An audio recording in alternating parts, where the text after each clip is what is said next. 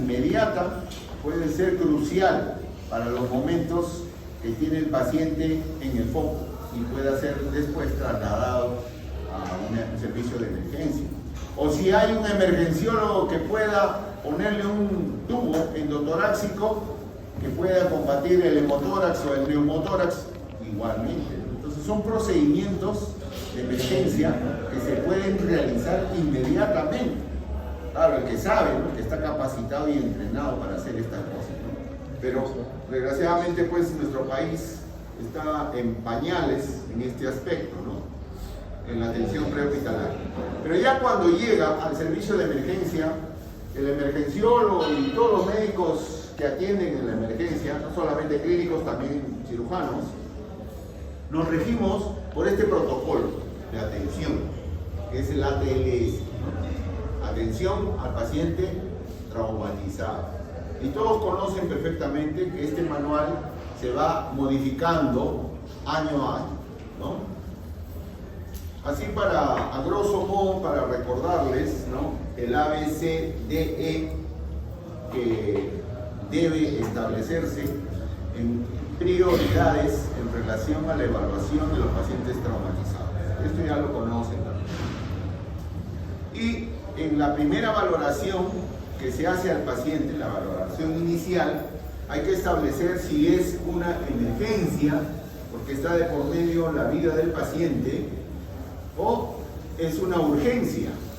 Acuérdense que una emergencia compromete las funciones vitales del paciente. Una urgencia no, una urgencia te da funciones vitales pero inestables. Entonces, esa es la capacidad que tiene el médico de poder discernir esta clasificación, que ustedes tienen que hacerlo rápidamente y finalmente estabilizar hemodinámicamente al paciente. En la evaluación primaria, si es que el médico determina de que el paciente está chocado, por ejemplo un choque hipovolémico, ¿no?, por pérdida de volumen sanguíneo, entonces inmediatamente hay que sacarlo de shock. Porque si ustedes en esa situación lo intervienen quirúrgicamente, se muere. Tranquilamente se muere, ¿cierto? Eso es de lógica. Yo no voy a subir a un paciente chocado en esa sala, lo voy a abrir, lo voy a cortar más. ¿Para qué? Para que siga sangrando, ¿no?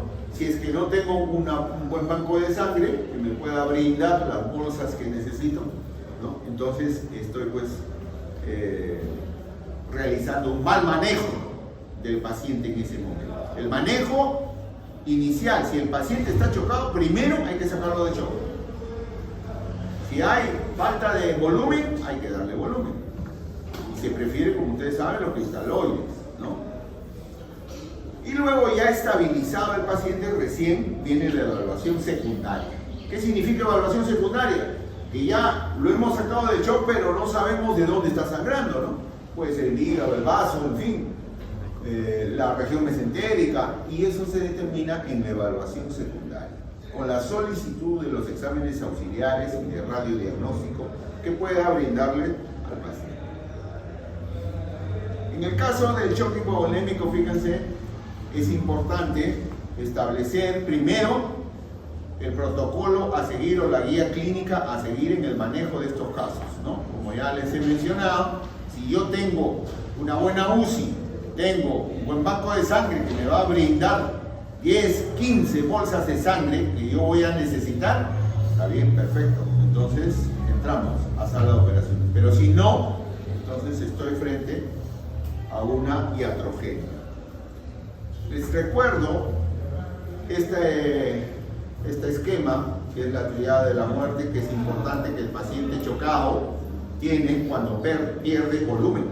Cuando el paciente pierde volumen, ¿qué pasa en el organismo? Baja la temperatura, hay hipotermia. Esa hipotermia sirve como estimulación a la cascada de coagulación, lo cual lo lleva al CID, la coagulación intravascular diseminada, una coagulopatía.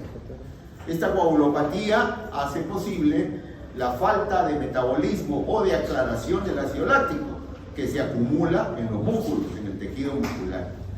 Y ese incremento del ácido láctico lleva al paciente a una acidosis metabólica.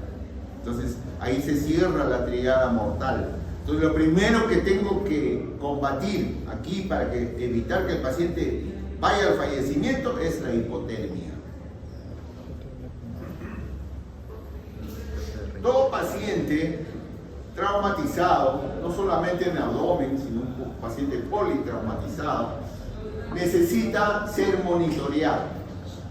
Y para eso instalamos varios catéteres. Generalmente los más importantes son los catéteres vasculares, ¿no? Entre ellos tenemos aquellas vías centrales que pueden cateterizar la famosa vena subclavia o también la vena yugular interna, que ustedes conocen por anatomía.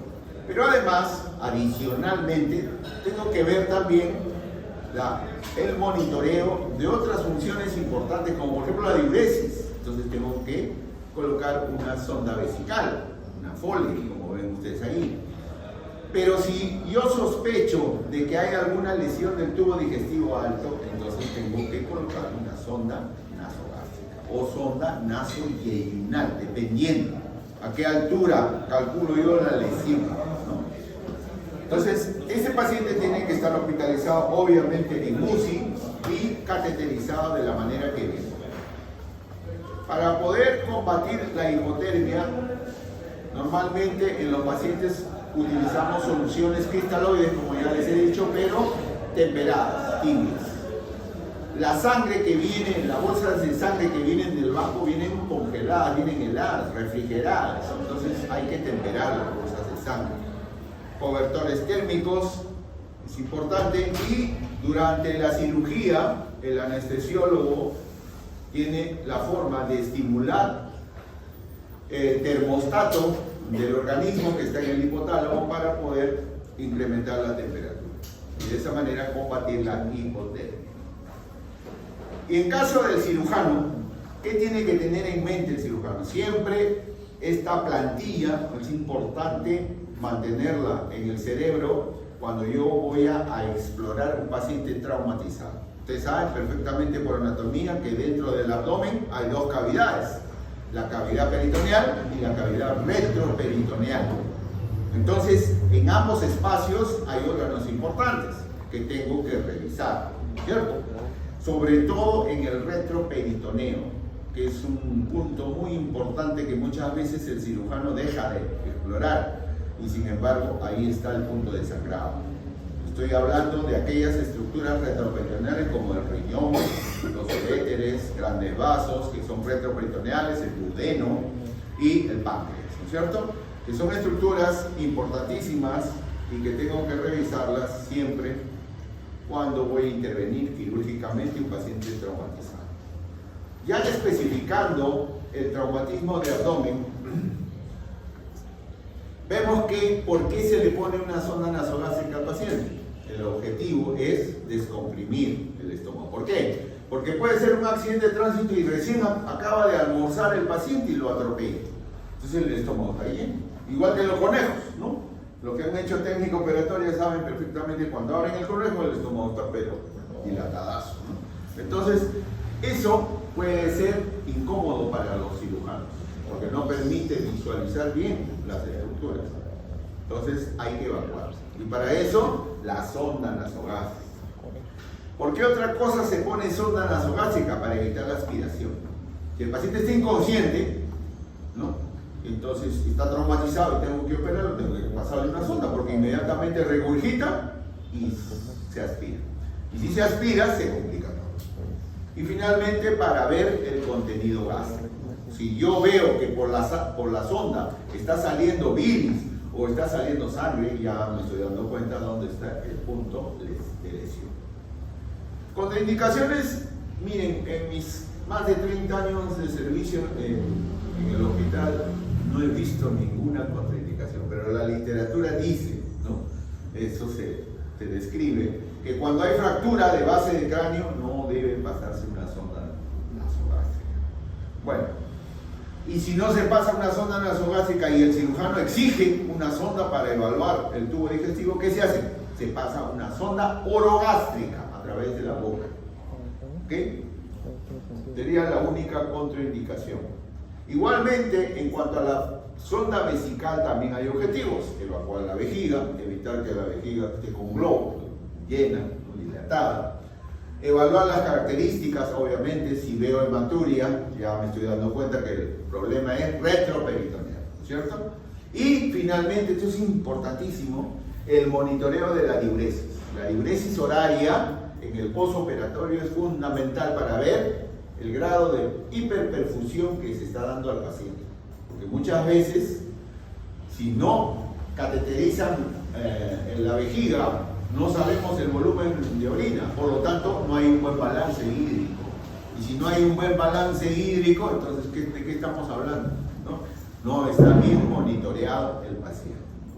Contraindicaciones para la sonda Foley: se describe también que en aquellos pacientes que han caído de altura, aquellos trabajadores que trabajan en edificios, muchas veces no usan el arnés y se caen. Y muchas veces al caerse se fractura la pelvis. Esa fractura de pelvis puede lesionar las estructuras perineales, como por ejemplo la uretra, ¿no? En este caso, la uretra posterior, uretra prostática, es aquella que puede estar lesionada. Entonces ahí habría una contraindicación para pasar una sonda vesical. Entonces, ¿qué se hace? Si yo tengo que medir la diuresis, ¿qué hago si no puedo pasar la sonda? Tengo que hacer una talla vesical, o sea, una cistostomía. Ahí tienen, por ejemplo, miren, una hematuria franca en un paciente con sonda vesical. ¿Qué exámenes tengo que pedir inicialmente? De laboratorio es importante la hemoglobina, el hematocrito, para ver si la anemia aguda que presenta el paciente, grupo y RH para las transfusiones, gases arteriales para saber si el paciente ya está en acidosis metabólica o no, amilasas para ver si hay compromiso del retroperitoneo, sobre todo a nivel del páncreas. Y esto es importante, el test del embarazo. El test del embarazo, sobre todo en damas, muchas veces ha sido un hallazgo, y yo sí he sido testigo de eso. Algunas mujeres no saben que están gestando, no saben. Pueden creerlo, me ha pasado. Y por entrar rápidamente al quirófano, nos hemos encontrado con un útero ocupado. Es el problema. A pesar de que a la paciente se le ha consultado, se le ha preguntado, no, nada que ver, nada que ver.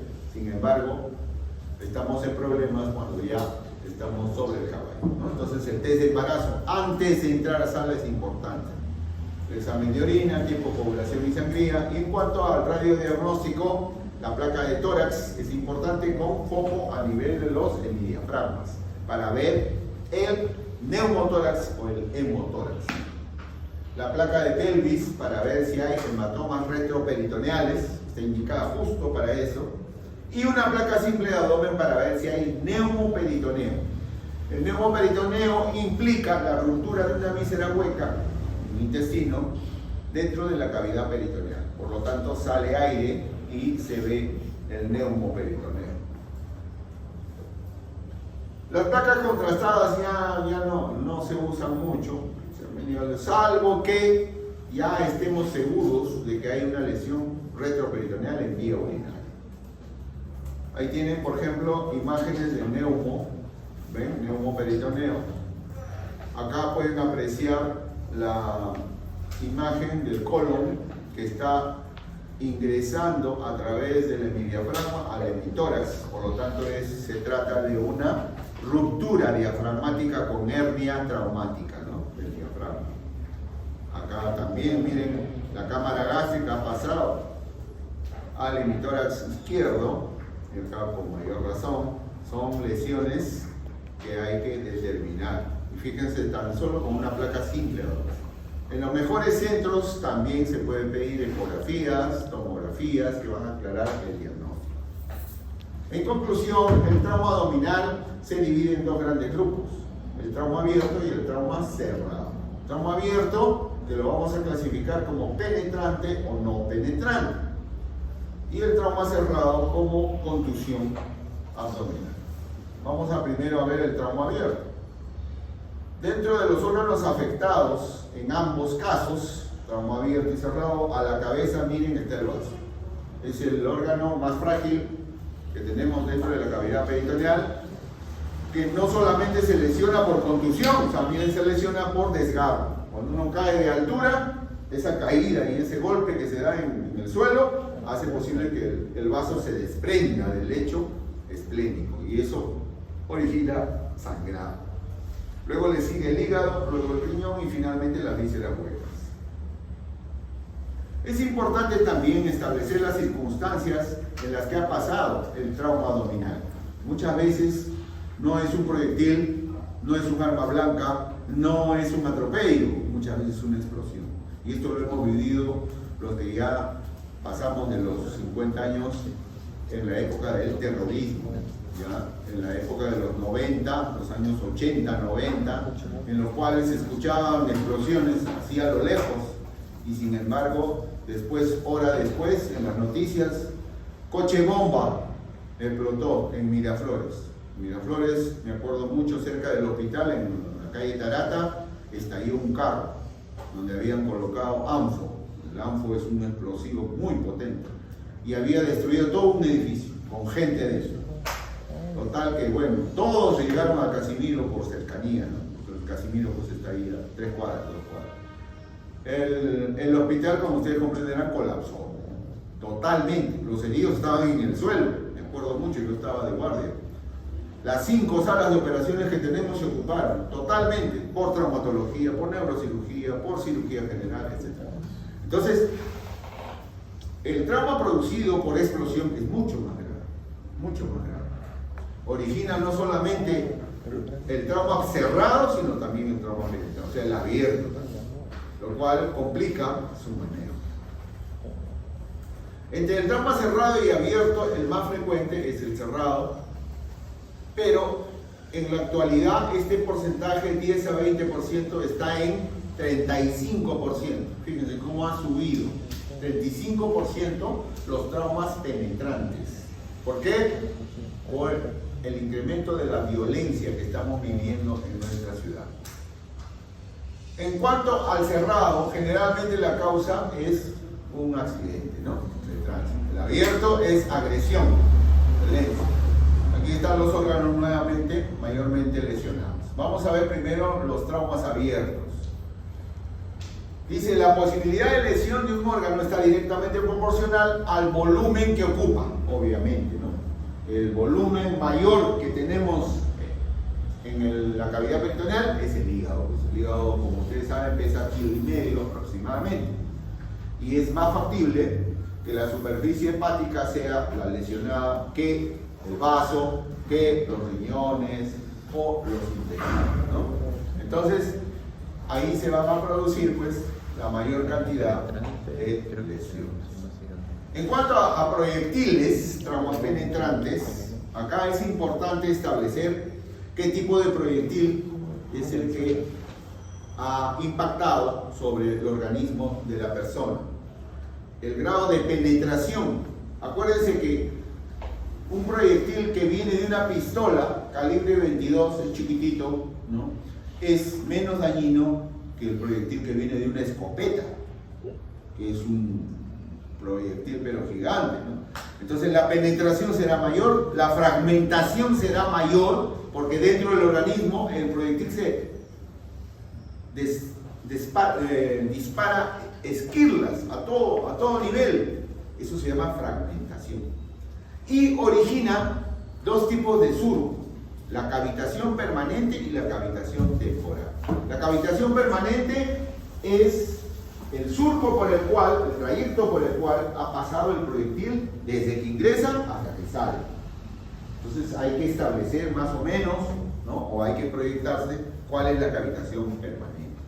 Y la cavitación temporal es que mientras ha estado pasando el proyectil, ha estado quemando a los costados, ¿no? Ha estado lesionando también estructuras vecinas.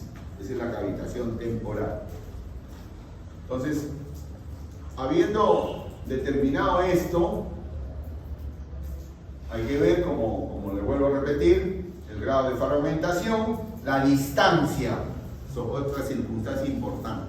Es diferente que un delincuente te dispare así a quemarropa, como lo hacen ahorita por asalto, para quitarte el celular, o te cae una bala perdida, pues no. Si te cae una bala perdida que ha sido disparada de acá en la esquina, ya pues, es diferente, ¿no? Entonces, la distancia. Y la densidad de los tejidos. Muchas veces, y esto es, lo hemos visto años,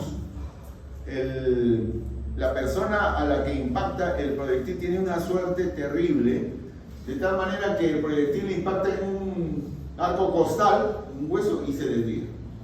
O impacta en la cadera, en el hueso ilíaco, y se desvía. Y lo tenemos en la región glútea, lo tenemos en la región dorsal, dorsolumbar. ¿Qué pasó? Tiene un hueco acá, pero no ha entrado. El hueso lo ha desviado.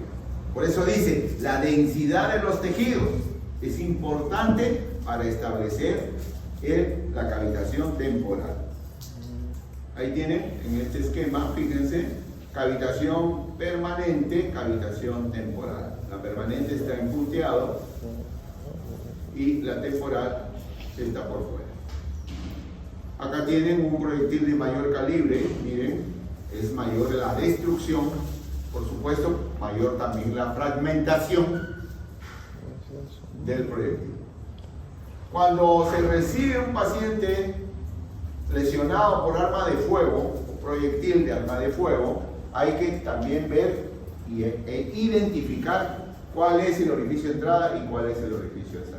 Normalmente el orificio de entrada se caracteriza por tener bordes regulares, no anfractuosos, regulares, y alrededor del borde ven ustedes un halo oscuro. Eso se llama tatuaje. La presencia de un tatuaje identifica siempre al orificio de entrada.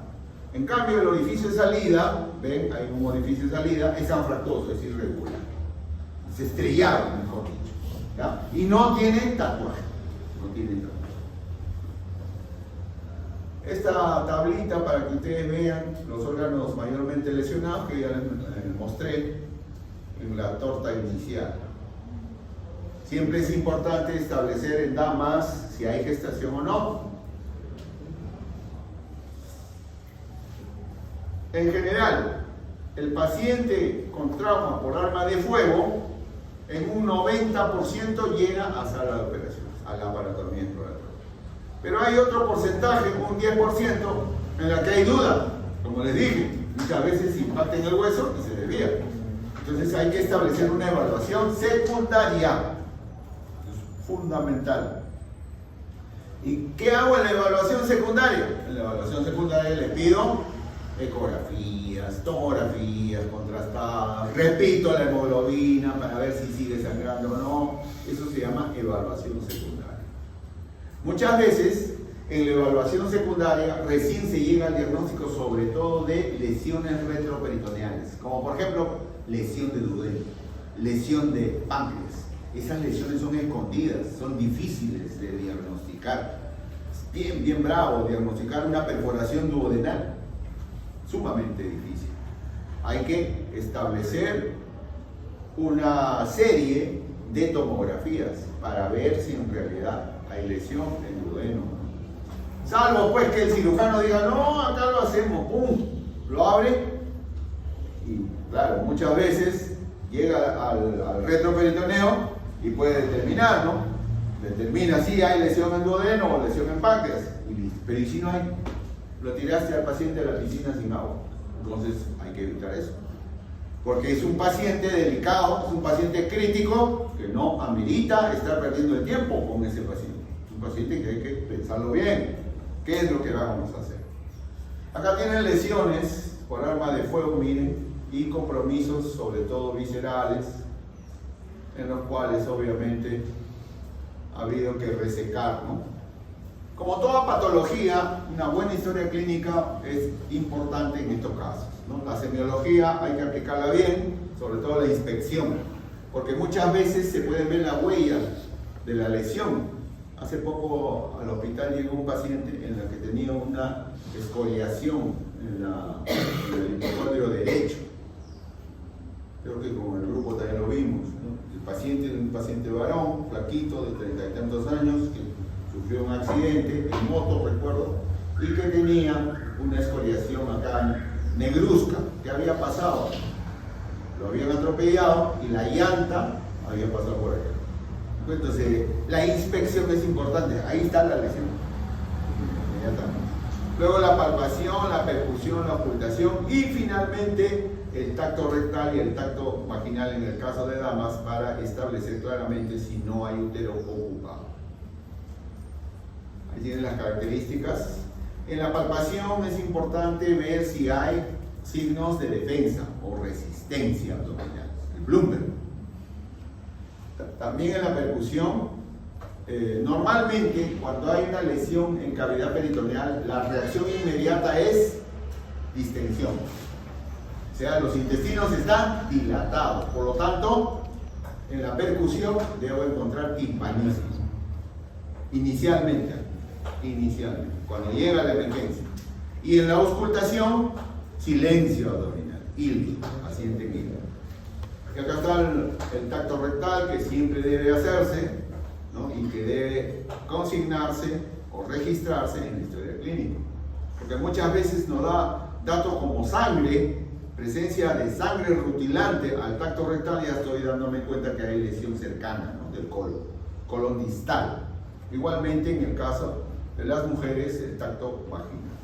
Algunos signos peritoneales, el famoso Joubert, que implica pues neumoperitoneo, pérdida de la matidez hepática, el signo de Kerr, pérdida de la matidez en el área gástrica, o sea, el espacio de Traube, porque ahí está ocupado por sangre. El signo de Kerr habla de lesión esplénica. Y el balance, cuando hay lesión esplénica, ahí también puede haber compromiso diafragmático. Traumatismos abiertos por arma blanca ahora. En estos casos, muchas veces no hemos visto así de frente, ¿no? Cuchillos, tijeras, no. En nuestro medio no se utiliza esto. ¿Qué se utiliza? Vidrio, botella rota. Entonces, así se agrede la gente en nuestro medio. Entonces, claro, obviamente la botella corta ingresa, pues, ¿no? Es un arma blanca. Entonces, aquí hay que establecer si el arma blanca ha penetrado el peritoneo o no. Entonces, este es el algoritmo, ¿okay?, de las heridas por arma blanca, trauma abdominal. No penetrantes, hay que, si estamos seguros que no ha penetrado, observación, hay que darlo de alta.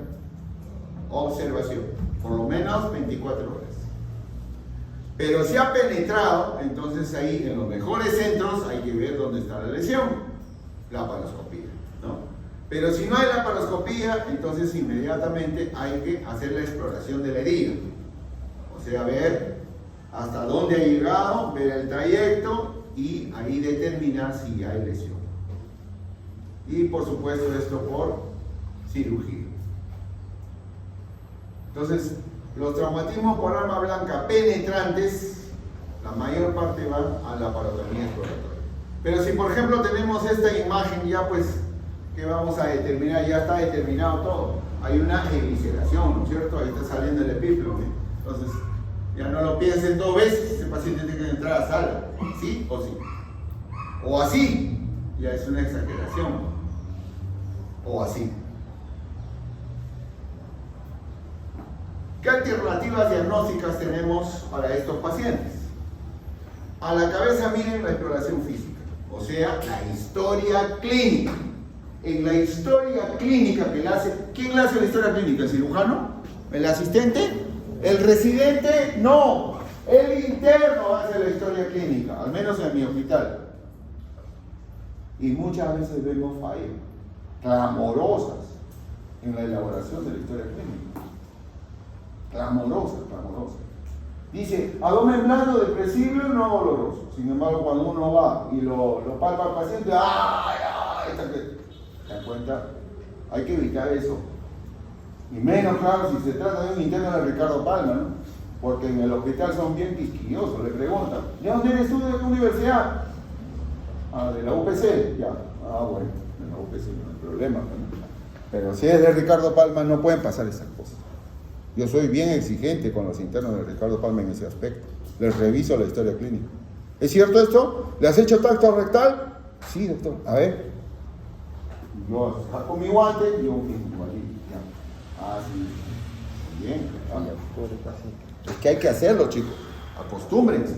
Es importante. Entonces, la elaboración de la historia clínica es fundamental, no solamente en el examen físico, sino en las circunstancias que ha pasado el evento, el accidente, la agresión. Luego sigue la exploración de la herida. En el caso de los pacientes que tienen trauma abdominal por arma blanca, hay que explorar la herida, como ya les dije, ¿no? Y eso puede hacerse en tópico. Se infiltra con anestésico local, se agranda la herida, se ven los planos y se ve si hay penetración del peritoneo o no. Este procedimiento de lavado peritoneal diagnóstico ya no se está utilizando desde hace aproximadamente 10 años. Antiguamente sí. ¿Y por qué no se viene utilizando? Porque tiene muchos falsos positivos. Engañan. ¿Por qué además? Porque no me ve el retroperitoneo. ¿Para qué lo voy a abrir al paciente? ¿Acaso voy a ver el retro? No, no voy a ver. Y si ahí está la lesión, por gusto, no pierdo mi tiempo. Pero tiene algunas ventajas. Ya lo vamos a ver. Esto sí, el cuarto punto es fundamental, es el que más ayuda tal vez al cirujano en trauma shock, es el ECOFAS. Una ecografía rápida donde tenemos la evaluación de los espacios de clive de la cavidad. Por ejemplo, ¿qué espacio de clive? El Douglas recto vesical. ¿Qué otro espacio de clive? Los espacios parietocólicos, derecho, izquierdo. El espacio sufrénico, esos son espacios de clive. El espacio hepatorrenal de Morrison, otro espacio de clive. Entonces, si yo encuentro los espacios de clive líquido libre, ¿qué puedo pensar? Ese paciente está sangrando, pues. Está sangrando. Hay que ver la magnitud del sangrado. Si es un sangrado mínimo o es un sangrado profuso, que ha originado el estado actual del paciente. Entonces, por eso el ECOFAS es importante. La tomografía también es importante, pero tiene sus desventajas. El problema es que demora al menos 40-45 minutos en sacar las placas tomográficas. Cuesta, claro, en el caso de los pacientes cis no, pero igual hay un trámite que hay que hacer por el seguro integral, ¿no? Y implica la introducción de un contraste para una mejor visualización de las imágenes. Y el contraste, pues obviamente, muchas veces puede estar proscrito en un paciente delicado, ¿no? Le pone yodo, es un contraste de yodo, y el paciente se choca y se queda en tu cara y ya fuiste. Entonces, lo más inocuo es el ECOFAS. Luego tenemos la laparoscopía en los mejores centros cuando hay duda diagnóstica sobre todo. Y la exploración digital. Esta es la exploración de la herida que ya les he mencionado, que se infiltra con silocaína, se agranda la herida y se exploran los planos de la pared abdominal para ver si hay penetración al peritoneo. En el caso de que estén haciendo el serum, pueden estar en una posta ahí en el cerro, arriba, ¿no? Ahí no van a hacer, pues, ahí no tienen enfermera para comenzar, ¿no? Tienen un técnico nomás. El técnico le pide, quiero hacer mi exploración, pásame hoja de bisturí, Kelly, etcétera, separadores de farabe. Te va a preguntar, ¿qué es eso, doctor? Así. Están pero en la calle. Entonces, ¿cuáles son tus armas? Tu cerebro y tus manos, nada más. Lo que sí no debe faltar es un par de guantes, nada más. Entonces te pones tu guante y haces eso. Exploras tu herida. Si pasas todo tu dedo, ya puedes hablar. Caballero, referencia al centro hospitalario más cercano para que lo operen ese paciente. ¿Ok? Ya ha pasado, ¿eh? Ha pasado. Último recurso. Cirugía de guerra, en otras palabras. Acá tienen imágenes de otros pacientes que han sido víctimas de trauma abdominal penetrante. Punzo penetrante. Las alternativas diagnósticas, como ya las habíamos mencionado, la historia clínica, exploración física, la exploración local de la herida, el lavado peritoneal diagnóstico, el ecofaz, la tomografía y la laparoscopía. Todas tienen sensibilidad y especificidad. ¿Qué significa esto? La sensibilidad del procedimiento que se va a hacer es que el procedimiento sí te detecta que hay líquido libre en cavidad, pero no te dice dónde. Eso se llama sensibilidad. ¿Quién tiene sensibilidad, alta sensibilidad? La ecografía. La ecografía te dice, doctor, tiene 1,5 litros dentro de la cavidad. ¿Pero dónde es? Puede ser retroperitoneo, puede. La especificidad, sí, te indica, te dice, la tomografía, sobre todo la contrastada. Sí, doctor, el riñón derecho en el polo inferior está sangrando, está lacerado. Entonces ya uno va dirigido. ¿Ok? ¿Entendido? Por eso es importante ver la sensibilidad y la especificidad. Como ustedes podrán apreciar, en el caso de la buena exploración física, o sea, un buen examen clínico, historia clínica, fíjense, se llega al 100%. Específico. Y un alto porcentaje también en sensibilidad. En el caso del ecofaz, miren la sensibilidad, bien baja. Y la especificidad también, no llega al 100%. La laparoscopía, obviamente, ¿no? 100%, porque lo ves, pues. Estás metiendo tu troca, no, acá está la lesión, ya. ¿Qué más, no? Pero no van a encontrar la laparoscopía siempre, pues. Ese es el problema. En nuestro pobre país se van a encontrar, vuelvo a repetir, con su cerebro y sus manos, nada más. Y la tomografía sí tiene altos porcentajes, ¿no? De sensibilidad y especificidad. Seguimos. Finalmente, este es el algoritmo que se está utilizando cuando se trata de traumatismo por arma de fuego o traumatismo por arma blanca. Ya hemos dicho que el traumatismo por arma de fuego en su gran mayoría termina en el quirófano, la palotomía. En el caso del arma blanca hay que ver primero la estabilidad hemodinámica del paciente y ver si la herida penetra o no penetra la cavidad peritoneal. Si no penetra, observar. No dar de alta, no dar de alta. Los cirujanos utilizamos bastante este índice de trauma abdominal penetrante, que es un índice que nos permite establecer el pronóstico y el grado de complicación que puede tener un paciente traumatizado de este tipo, ¿no? El índice PATI si es mayor de 25, entonces las complicaciones serán alrededor de 46 a 50%, complicaciones intraabdominales. Pero si es menor, las complicaciones, fíjense cómo baja, ¿no? Entonces un índice pronóstico de complicaciones, básicamente. Lo mismo, igual, para pacientes por heridas punzopenetrantes o punzocortantes y heridas por arma de fuego. Acá tienen el índice, grado de complicación. Trauma abdominal penetrante, no se olviden. Algunas veces uno está en la duda, si es que claro, está en un buen centro y tiene la laparoscopio a utilizar. Muchas veces uno dice, no, pucha, pero voy a perder tiempo hasta que me preparen el laparoscopio. A veces, su madre, no, ni hablar, ¿no?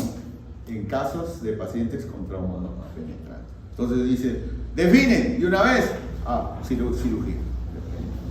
Muchas veces no va, salvo que el paciente esté bien estable, el paciente está conversando, todo, no hay problema, buenas funciones vitales, buena diuresis, ya, laparoscopía diagnóstica, en ese caso solamente, ¿no?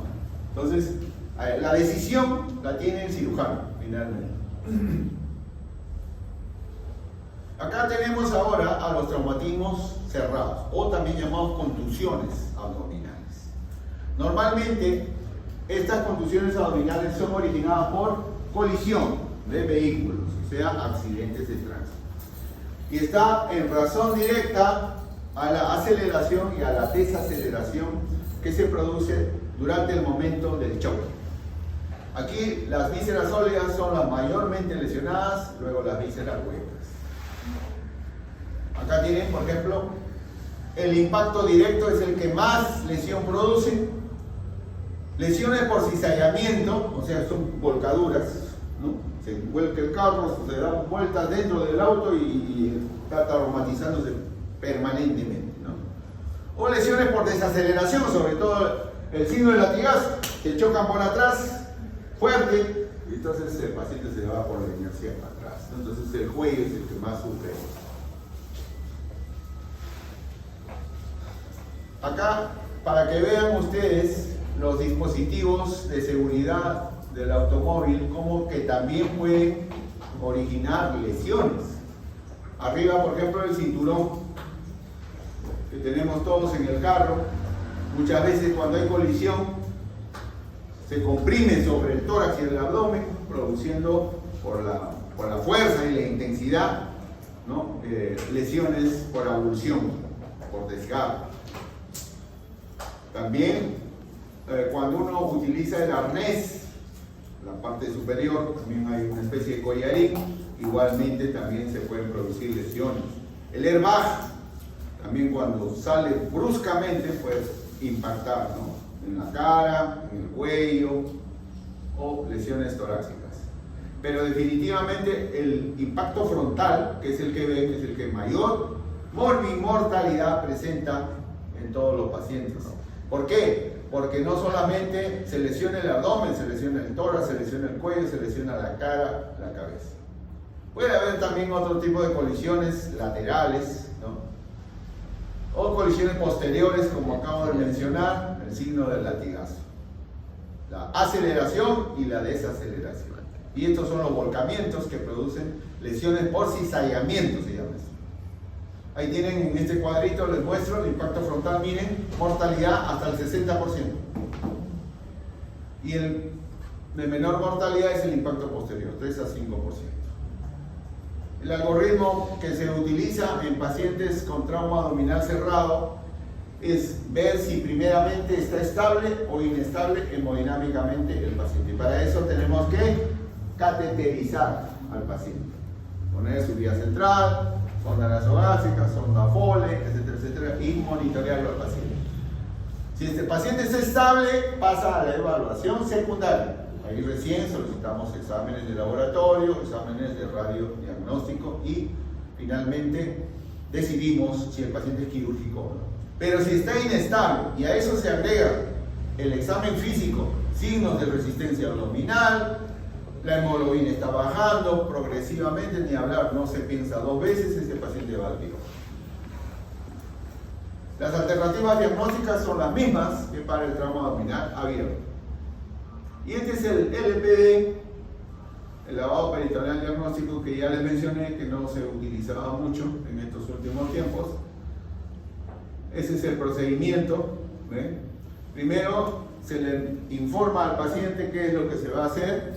Para esto firma un documento que se llama consentimiento informado. Luego se pone la sonda Foley para evitar el globo vesical, que sea impedimento, y se prepara quirúrgicamente al paciente. Se hace una infiltración por debajo y encima del ombligo y se hace la incisión a nivel de la línea media. Esa es la técnica abierta. La técnica cerrada no se utiliza en la actualidad. Es ciega, es una técnica ciega, hay que tener mucho cuidado. Acá tienen, miren, una incisión de más o menos 4 o 5 centímetros y se introduce, se abre hasta la cavidad peritoneal y se introduce esta sonda, la sonda de Nelaton se llama. Entonces, si inmediatamente introducida la sonda de Nelaton sale sangre, ya pues el diagnóstico está hecho. Si no sale sangre, entonces hay que infiltrar solución salina, cloruro de sodio, aproximadamente de 200 en 200 centímetros cúbicos.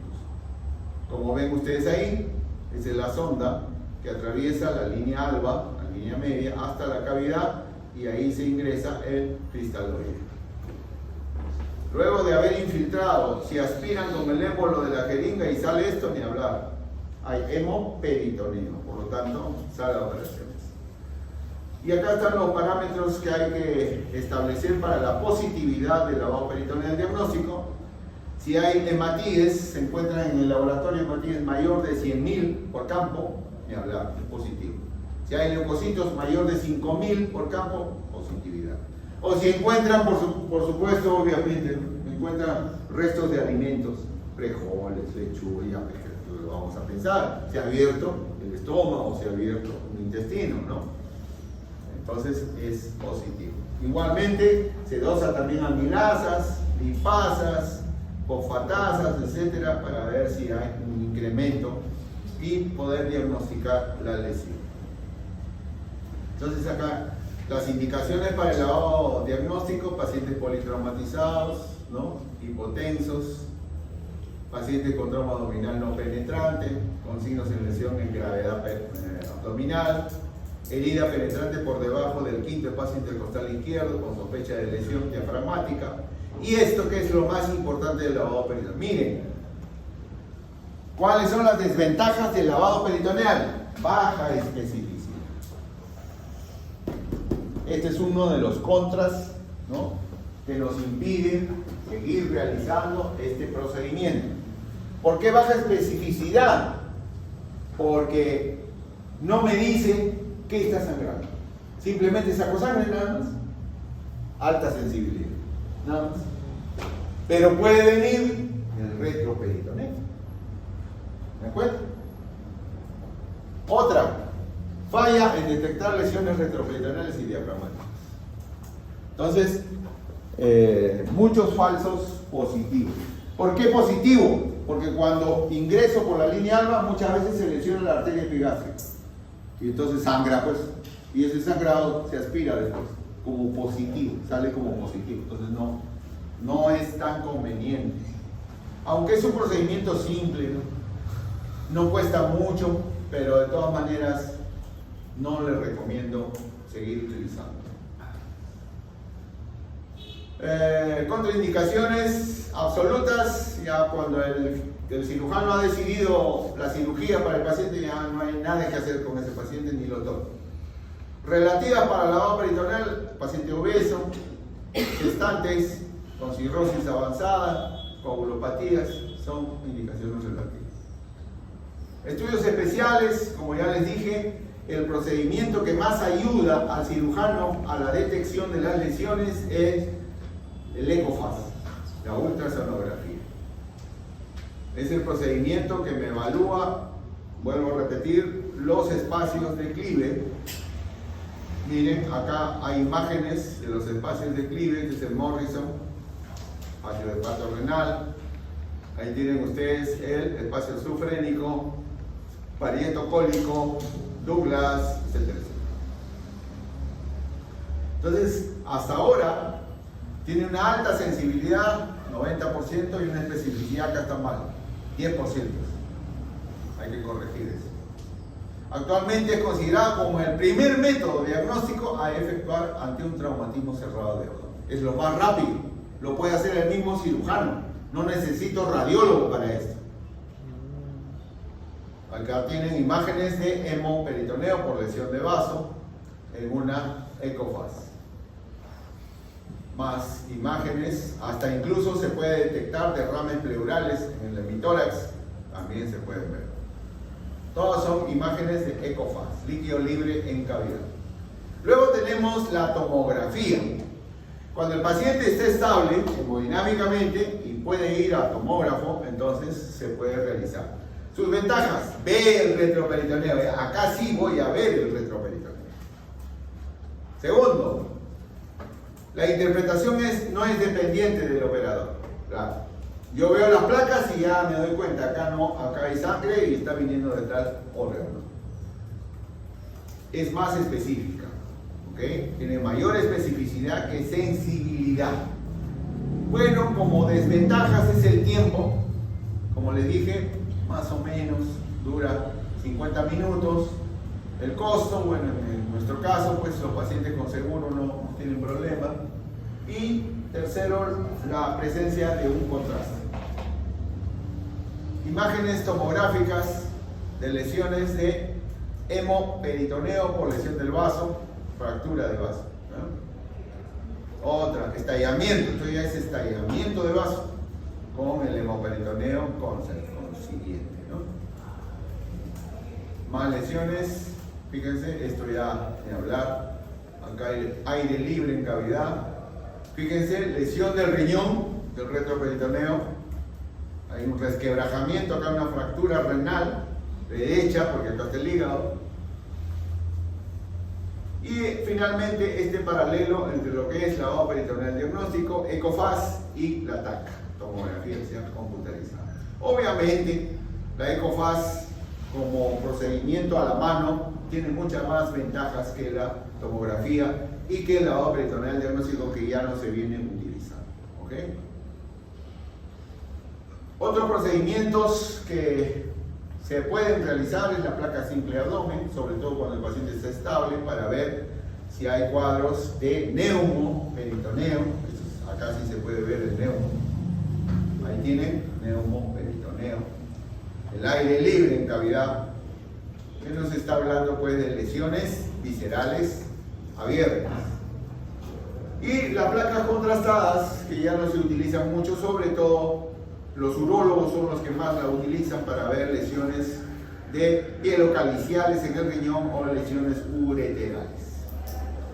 Ahí tienen, miren, esto es una urografía excretoria donde no hay pasaje, miren, del contraste. En este caso sí, acá no. Hay una lesión.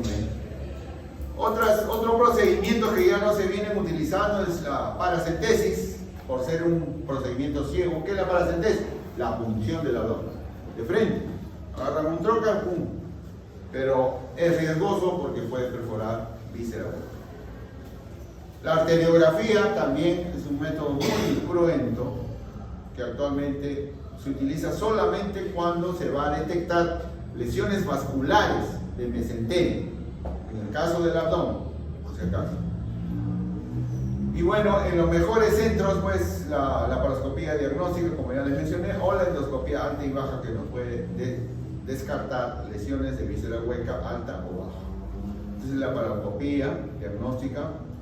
Y acá tenemos, para finalizar la presentación, el retroperitoneo. Como ya les dije, las lesiones retroperitoneales son de difícil diagnóstico. Y para ello se ha establecido una división del retroperitoneo en 5 zonas. La zona central, la zona lateral, la zona pélvica baja, la zona retrohepática o retroiliar y zonas combinadas. Acá en este esquema pueden ver la zona 1, zona central, es una zona donde hay grandes vasos. Ahorita la aorta, la vena cava inferior, está el páncreas, el duodeno. Y entonces tenemos lesiones en zona 1, ni hablar, eso se explora. Sí o sí, se va al quirófano. Zona 2 abarca los hipocondrios y los flancos. En el caso del retroperitoneo, estamos hablando de retroperitoneo. En estos casos, en el retroperitoneo vamos a tener el riñón, el uréter. Si en caso el paciente se desestabiliza en las horas siguientes, entonces entra sal. Entonces acá la conducta es expectante. Zona 3, pelvis. Cuando hay fracturas pélvicas y hay lesiones de vísceras pelvianas, normalmente no se recomienda explorar quirúrgicamente zona 3. ¿Por qué? Porque acá el sangrado es por la presencia de la fractura ósea, que compromete los vasos ilíacos. Acuérdense que los vasos ilíacos son 2, el ilíaco externo, se llama arteria femoral, y el ilíaco interno, que va por dentro de la pelvis, ¿cierto? O hipogástrica. Entonces, cuando hay lesión de alguna de las ramas de la hipogástrica, hay que llamar al traumatólogo para que estabilice la pelvis. Si la pelvis está estable, el sangrado para. No se recomienda exploración quirúrgica. La zona 4, retroiliar, detrás del hígado, del pedículo hepático, es así, porque puede haber compromiso de la vía biliar. Entonces ahí sí se recomienda exploración. Y las zonas 5 son zonas combinadas. Entonces, cuando hay un hematoma retroperitoneal, es importante establecer la zona lesionada y el tipo de trauma que ha presentado el paciente. Y acá está todo lo que acabo de mencionarles. Los hematomas retroperitoneales son clásicos. Hay que observarlos por lo general. Acá, por ejemplo, tenemos un paciente con fractura pélvica, zona 3. Se recomienda, y fíjense su placa, ¿no? Hay fracturas en las ramas isquiopúbicas, iliopúbicas, de ambas pelvis, de ambos ilíacos. Por lo tanto, acá tiene que estabilizarse esta pelvis por traumatología. ¿Cuándo operar? Si el paciente está inestable y la ECOFAS es positiva, va a cirugía. Ya hemos dicho, ¿no? Tan solo con la ECOFAS podemos tomar la decisión quirúrgica. Esta es una clasificación GIS, de acuerdo a la inestabilidad o estabilidad hemodinámica del paciente en diferentes grados. Grado 4 y grado 5, que son los mayores, el paciente tiene que entrar a la sala para frenar, hacer la hemostasia respectiva. Todas las indicaciones de la laparotomía de los pacientes. Algunas lesiones que pueden pasar desapercibidas en el diafragma. Si no, es frecuente la lesión del diafragma, pero cuando se presenta, sí puede originar a la larga, en las horas o días siguientes, la posibilidad de una eventración, o sea, las vísceras intraperitoneales pasan al tórax. Y esto puede ser por un defecto del diafragma, una lesión. Se llama hernia diafragmática traumática. Entonces, para eso hay que evaluar bien este paciente, la placa inicial, ver si los dos semidiafragmas están al mismo nivel, o si hay algún diafragma que tiene alguna lesión, si hay hemotórax, ¿no? Y si pasarle la sonda nasogástrica, eso es importante, y ver con el contraste que la sonda está posicionada en el tórax o en el abdomen. Muchas veces el estómago está pasando a través del diafragma al hemitórax por la parte posterior, no se evidencia, pero con la sonda nasogástrica le pasan un contraste y le toman la placa, ahí sí, recién se evidencia. Luego, otra lesión difícil de diagnosticar es el duodeno, como ya les he mencionado, porque es una estructura retroperitoneal. Entonces, ¿qué hay que hacer ahí? Hay que ver el grado de lesión. Muchas veces la perforación es puntiforme, chiquitita, pero sin embargo, en las 8 o 10 horas posteriores al evento, al accidente, recién se ve el neumo retroperitoneo, o sea, hay aire en el retroperitoneo. ¿Se dan cuenta? Entonces hay que monitorear a este paciente, hay que pedirle sus placas continuas. En las horas siguientes hay que pedirle la TAC respectiva, porque es la TAC la que va a ver retroperitoneo, para establecer el diagnóstico. Lesiones de páncreas, que son un 4%, también son mínimas, pero como se trata de una estructura retroperitoneal, hay que mantener monitoreado a este paciente. Fíjense acá en la parte inferior tenemos que la cabeza del páncreas y el cuello del páncreas son las más frecuentemente lesionadas. Le sigue el cuerpo y la cola. Normalmente las lesiones se evalúan mediante TAC seriada y el dosaje de amilasas. En algunas ocasiones se puede llegar a la CEPRE, pero normalmente con las dos primeras es suficiente. También tenemos traumas de vía biliar, que son raros. Normalmente no se lesiona la vía biliar, pero bueno, cuando hay una lesión de retroperitoneo en grado 4, en zona 4, ahí sí puede haber, ¿no? Lesión del árbol biliar, de la vía biliar, y ver dónde se ubica. Prioridades quirúrgicas. El cirujano, cuando entra a operar un paciente, ¿qué tiene que priorizar? El sangrado. Cohibir el sangrado, control de la hemorragia. Segundo, control de la contaminación, porque puede haber víscera hueca perforada, estómago, colon, hay mayor contaminación. Retiro del tejido desvitalizado, muchas veces vemos que hay compromiso del páncreas y el páncreas está ya necrosado, ¿no? Licuefactado, porque hay ya compromiso de su tejido, entonces hay que hacer el retiro del tejido ya desvitalizado. Reparación del tejido dañado. Muchas veces encontramos que el intestino está perforado, entonces hay que hacer la ostomía respectiva. Si es colon, la colostomía.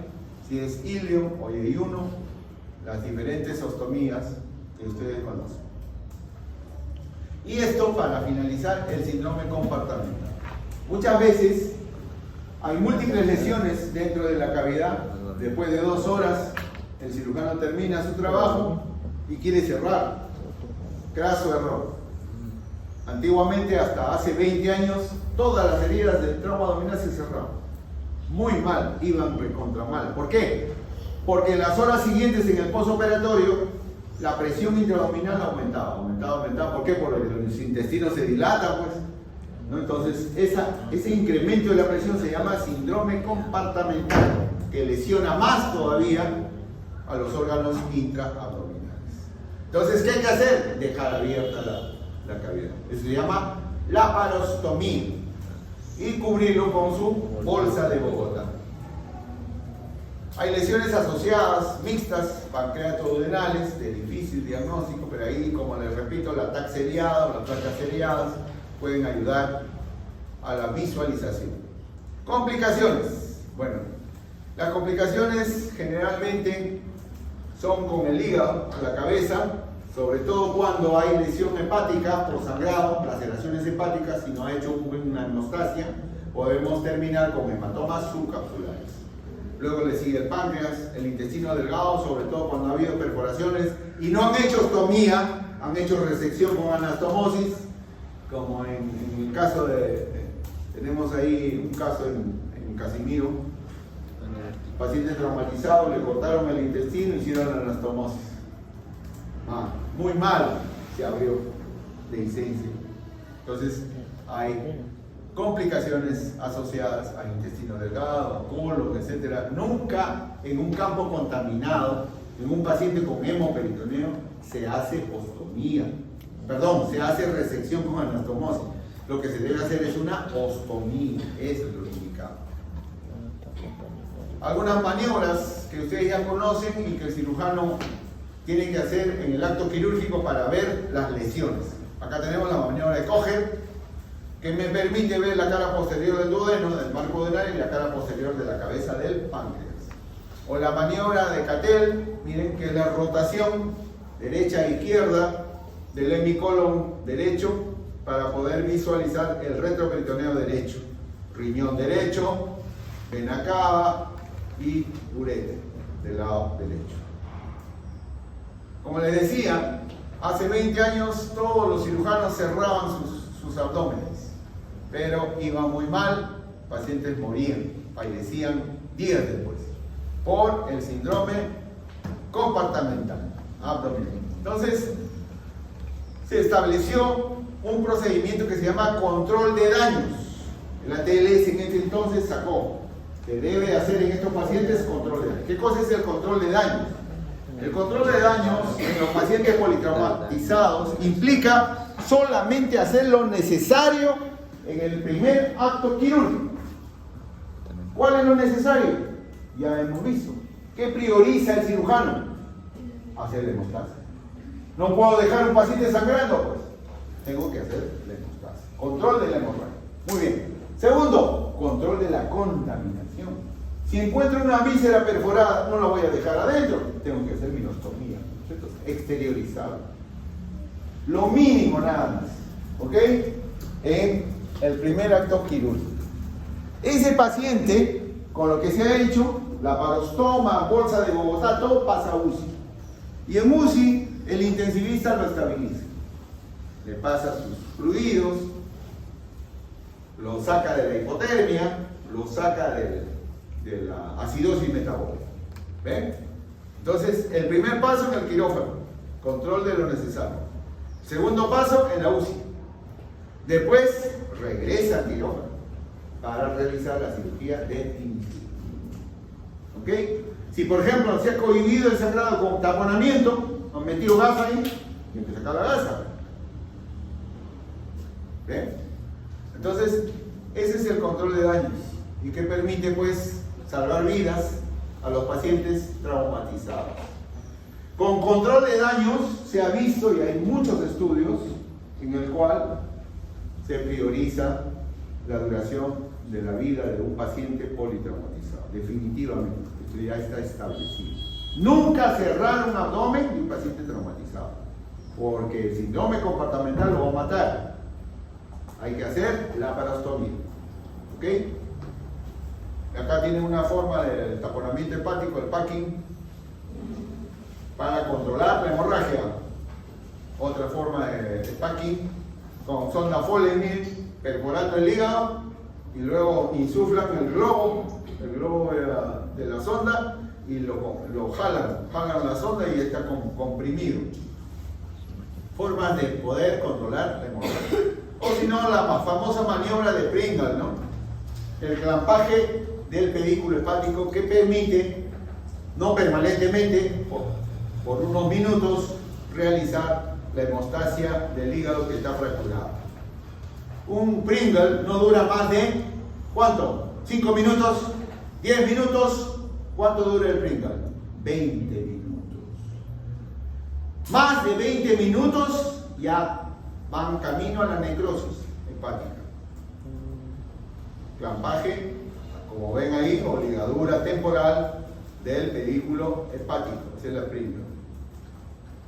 En cirugías ya muy guerreras, digamos así, ya cuando ni Pringle ni taponamiento cohíbe el sangrado, hay casos así. Entonces hay que ligar la arteria hepática, caballero. O también se puede hacer esto, el debridamiento del hígado a través de la lesión para ver el sangrado del vaso y hacerle la hemostasia. Eso se llama digitoplastia. Y en la mayor parte de lesiones hepáticas, la sutura con la famosa sutura de colchonero es la que da buenos resultados. Material absorbible. Algunas otras lesiones del vaso, esplenectomías, sobre todo cuando hay compromiso del vaso a nivel de su pedículo, ¿no? Esta es una esplenectomía. Otra alternativa que tiene el cirujano también, si no quiere sacar el vaso, porque se trata de un niño, el enmayamiento del vaso. Ustedes conocen esas mallas que se ponen a las hernias. Igual, veo el vaso, lo enmayo, le hago una jareta, ¿ven? Ahí está la jareta, y lo ajusto. Y de esa manera se preserva el vaso. Si no tengo malla, puedo utilizar el epiplom. Ahí está el epiplom, miren. Los meto el epiplom en la fractura esplénica. Son alternativas quirúrgicas que se tienen para salvarle el vaso a un paciente que lo necesita, sobre todo niños, ¿no? Muy bien, entonces son ya imágenes y estas son las ostomías más rápidas de hacer, ¿no? Esta es la colostomía en ASA o Wangenstein, ¿no? Entonces, los que han llevado técnica operatoria ya saben eso. También existe este tratamiento, pero en un centro muy avanzado. Tratamiento no operatorio. No lo opero, porque es un paciente joven, le voy a hacer su corte, no ni hablar. Pero para seguir este tratamiento tengo que tener protocolos que se cumplan en el servicio. Segundo, una buena UCI, un buen banco de sangre que me permita distribuir la sangre que necesita el paciente. Si no hay eso, entonces no nos aventamos por el tratamiento no operatorio. ¿Qué desventajas tiene? Lesión inadvertida se queda, aumenta el requerimiento de hemoderivados, o sea, se incrementa las transfusiones, aumenta el gasto operativo de seguimiento, reinserción a la vida laboral, hasta un mes. Pero hay ventajas también, disminuye una laparotomía, disminuye el tiempo de internamiento, disminuye el gasto operativo. Pero en los mejores centros, para practicar esto, el tratamiento no operatorio, tenemos que ver condiciones del paciente. Sean pacientes sanos, sin comorbilidades. Yo no puedo aventarlo a un paciente diabético, a un paciente inmunosuprimido, a un paciente con discasias sanguíneas, a este tipo de tratamiento, ¿no? Condiciones del medio, ya he mencionado, una buena UCI, un buen banco de sangre y normas de seguimiento y control, o sea, un buen protocolo a cumplir. La complicación más frecuente del paciente traumatizado es la sepsis. Y hay que ver, sobre todo, mediante los cultivos, hemocultivos, cultivos de secreciones, ver que qué tipo de germen es el que está produciendo la sepsis para la antibiótico terapia respectiva. Este cirujano Correa, uruguayo, ha clasificado a las infecciones, o sea, la sepsis de los pacientes traumatizados en 3 tipos. Infecciones provocadas directamente por el trauma. O sea, en el momento de que se produjo el accidente o la agresión, ahí ha habido contaminación, lo cual ha producido la sepsis. Infecciones tempranas, desarrolladas a partir del 5º día. Predomina la flora del paciente. Y finalmente, las infecciones intrahospitalarias. Ustedes saben que el hospital tiene ambientes contaminados y que muchas veces, cuando se trata de pacientes de avanzada edad sobre todo, se contaminan, producen neumonías intrahospitalarias, sobre todo del tracto respiratorio. Indicaciones para el retorno a quirófano. Muchas veces, cuando el paciente está con fiebre, en el postoperatorio ya, o cuando sigue la discrasia sanguínea, el CID continúa, se mantiene, o cuando hay falla en la bomba, entonces ya hay signos de falla multisistémica, lo cual me indica de que tengo que reingresar porque hay algo que está produciendo la falla multisistémica y que no se ha controlado. Y este finalmente es el síndrome de hipertensión abdominal o compartamental. Normalmente la presión intraabdominal es de 5 a 7 milímetros de mercurio. Pero fíjense, de acuerdo al grado de hipertensión abdominal o síndrome compartamental, puede ir incrementándose. ¿Y cuál es la causa más frecuente? La causa más frecuente es el paciente politraumatizado. Entonces, el paciente con síndrome compartamental no debe ser sometido a un cierre por laparotomía. Tiene que quedar como laparostomía, como el paciente que ven, cubierto por su famosa bolsa de Bogotá. Se asume que este paciente va a volver a ingresar a sala de operaciones las veces que sea necesario para finalmente limpiar la cavidad. Ahí tienen las causas de síndrome compartamental, a la cabeza el trauma abdominal, también la citis, pacientes trasplantados de hígado, con pancreatitis aguda, obstrucción intestinal, etc. La famosa bolsa de Bogotá que ha ayudado mucho en cirugía a las laparostomías y que verdaderamente nació en Colombia. Los colombianos se idearon estos dispositivos, ¿no? Y que permitieron pues salvar vidas hasta la actualidad. Se vienen utilizando, está vigente. Pero en UCI, todos los pacientes de UCI quirúrgicos están con su bolsa de Bogotá, evitando el síndrome de hipertensión abdominal. Muy bien, con esto creo que hemos terminado. Okay.